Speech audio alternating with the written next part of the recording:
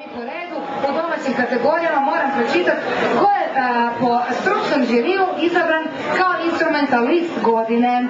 Da vas ne držimo na izvjesnosti, nominirani su Kizo gitara, Krunoslav Levačić bubnjevi, Marijan Brkić gitara, Miroslav Levačić gitara, Nebojša Buhin Nebo gitara.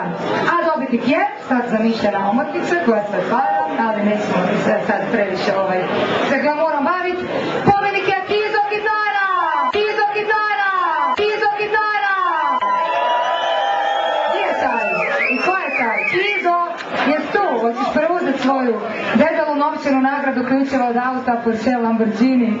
Ima Kize? Nema? Digni ruku ako si tu. Jesi to ti? I lažeš. Ajde dolazi k meni, pa neću te pojeti. Sad ću te malo izdrpati. Ajde Kizo. Dok se Kizo probija, da mi ne gubimo vrijeme, idemo dalje. Da vam prezentiram nagrade, da znate što je nama naša borba dala. Galerija vam je Isus i Zlatna kugla 2008, super paša u svaki stan, u svaku stalažu, a također je u kompletu sa jednom orijentalnom degustativnom nagradom sa Kosova, a to je burek, naravno sa mesom, burek može i biti. Tako da evo, Kizi i Draganu Lukiću dodjeljujemo sljedeće. Je to neko od vas? Ti si... Pa znači da se ljudi vide.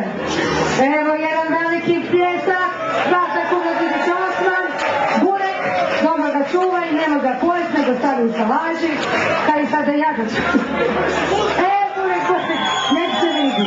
Pusta evo ovu muziku. To je bilo to što se tiče prvog reda.